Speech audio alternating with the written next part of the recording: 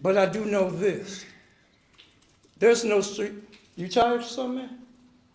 Okay, because if it's boring you, you can go step out there. Because we're going to be heard today. Mr. Rostick.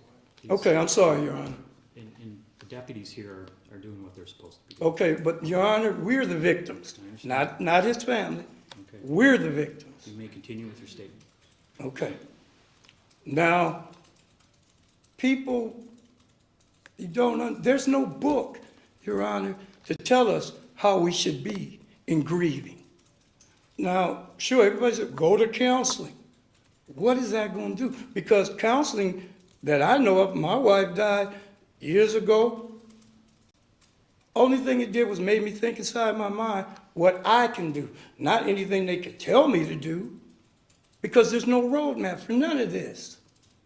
Your Honor, in my letter to Attorney Becker, I asked that he be given the maximum allowed by law, because, first of all, I didn't hear anything about where that gun came from. He's not a registered gun owner. He's not. So why did he have the gun? He had to steal it. He had to steal the gun. The gun that took my son's life. He had to steal that. And I mean, we're just going to look at it for what it is. There's a place at the table that'll never be filled again. And I didn't mean to step off with that, but Your Honor, I haven't been here through any of this because I've been sick and couldn't make it. I was in the hospital. But Your Honor, that still doesn't make it any lighter on me about my son. I raised them. I took them to school. I went to school with them. They weren't a bunch of thugs. They had their problems. They did their time. They came home to their family. We are family. I don't see any street cred or nothing Darren could get for even associating with that young man. I don't see it. And all I want, I don't know what justice is. I don't know. Because, as my son said, eventually he may come home to his family. But Darren ain't. Nothing we say in this courtroom today is going to bring Darren back. Nothing. And that hurts. That hurts. I don't mean any disrespect to nobody in here. But we, my family, are the victims. Never forget that. We're the victims. Not him or his family. We're the victims. And so far, and I know my kids are bigger than most, and they can be intimidating. And as I told them, had I been here, none of that would have happened. Crosstalk, anything. Because we're bigger than that. We're better than that. These kids have, Dewan has come out and became a businessman. Daryl owns his own thing. We're into business, or either well-paying jobs. We don't have time for this small-time stuff. We don't. We're not out here to fight with anybody. And see, Darren won't get what my great niece got. Breonna Taylor's name is in front of the police station. Coming on down, Darren don't get that. Darren don't get that. Darren don't get, unless we do it at the graveyard, Doug releases downtown press coverage.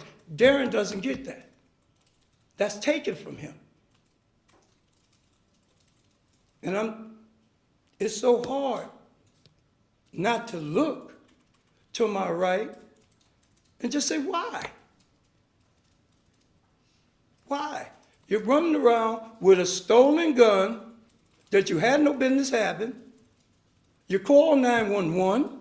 You know the story. You've heard everything. You call 911 and say what you're going to do. But there is an after to this, because we're going to see what response time was, everything else now. Daddy's home.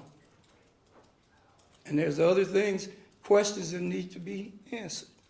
But I appreciate you for allowing us as the Rostick family to speak. I appreciate that. I appreciate your security. And I would like to ask, there were some threatening things on Facebook. I don't know who wrote them and I don't care. But if we can leave the courtroom first under police, just to the elevators, so we can go home safely, because I don't know that family and I don't choose to. There's no crosswords with me. There's nothing that can be said. But I do believe that he should get the maximum allowed. And with that, Your Honor, I thank you for allowing me to speak. Okay, Mr. Rostick, thank you for your statement. Mr. Becker, anything further? Nothing further, Your Honor. Okay, and for the record, the court did get a letter from 9-year-old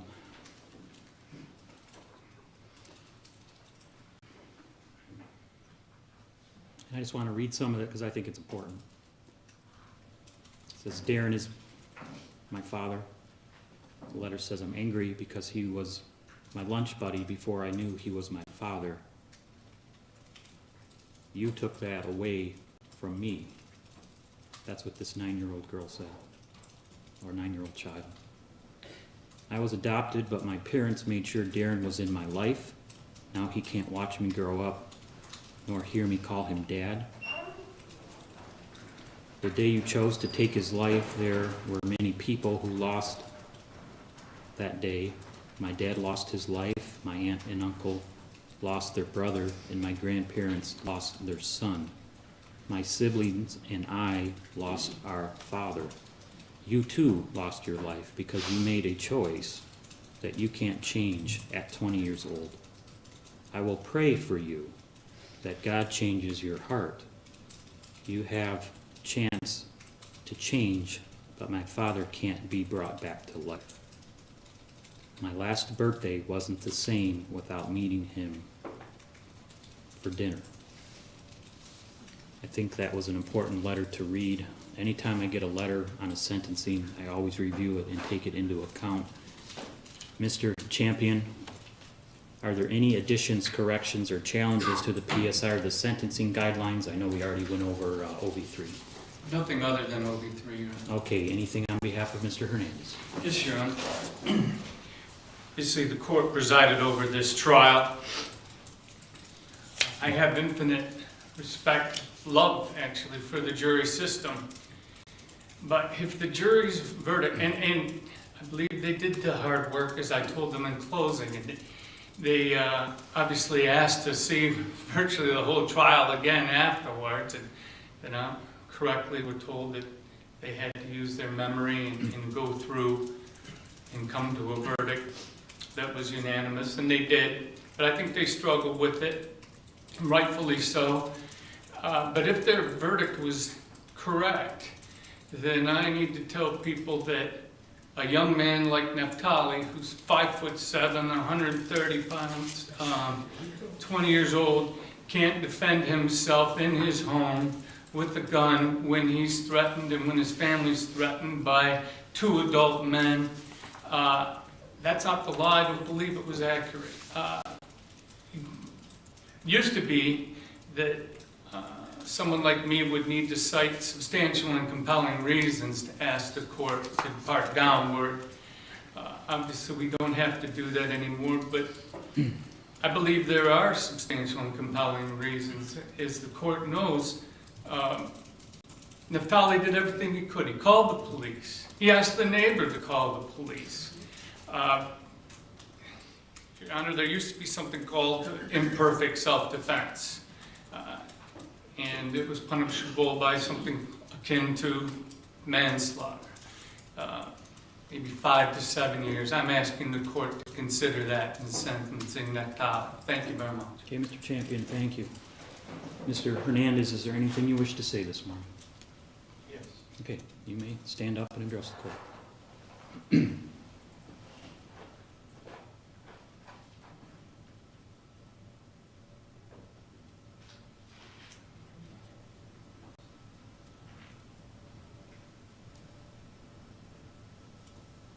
to start by saying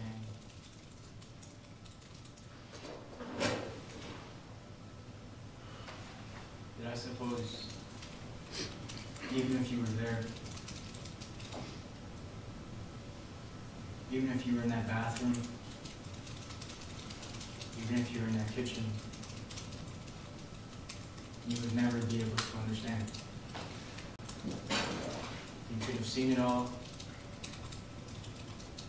and you could have heard it all, but you will never be able to understand. And I can't fault you for that, or blame you, because how could I? You all lost a brother, an uncle, a cousin, a son, a father. I could never blame you for that. I could never fault you or question you.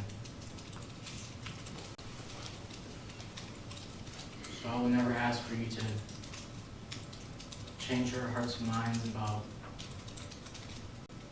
the fact that you lost somebody. But if I can ask anything,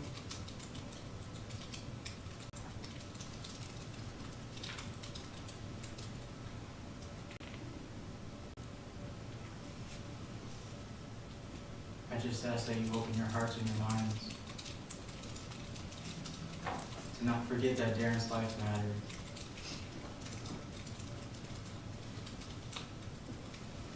To not forget that he had worth and that Darren had value to his family and to all his loved ones.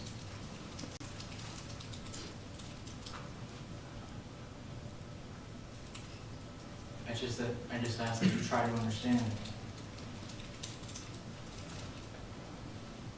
that my life also mattered. That my mother's life mattered.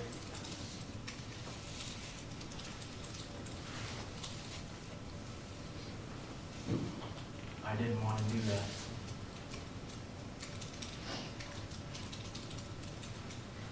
I don't go to sleep at night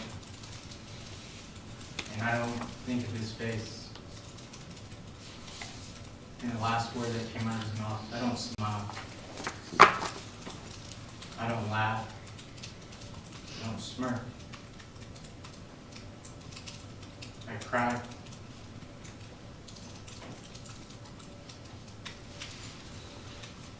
I never wanted to do that. I never met him. I didn't know him.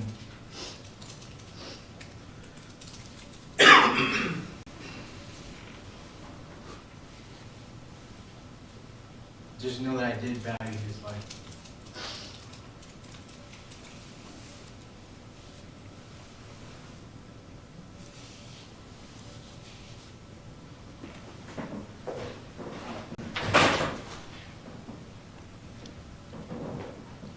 You may never understand that.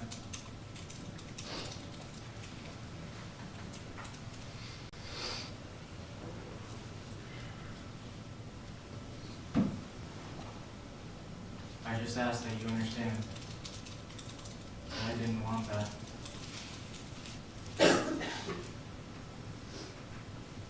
That I did what I could to avoid that.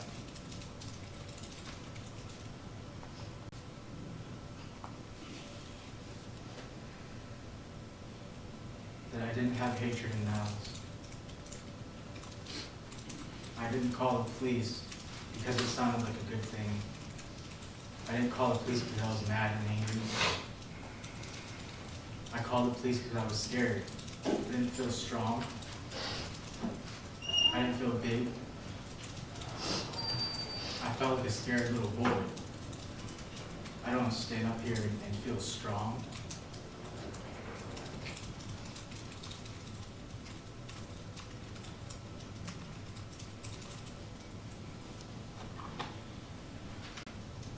I just ask that you understand that hatred and malice had nothing to do with that night. And that I did what I could to avoid that.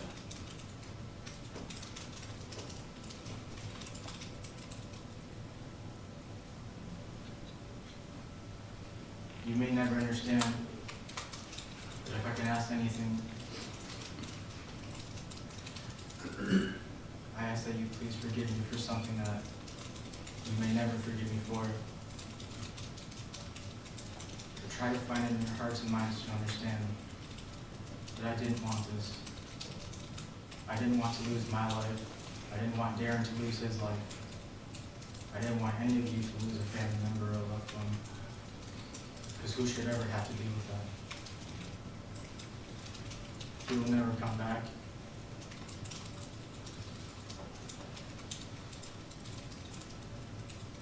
I ask that you forgive me for that. But know that there was not a lie told. And God knows that.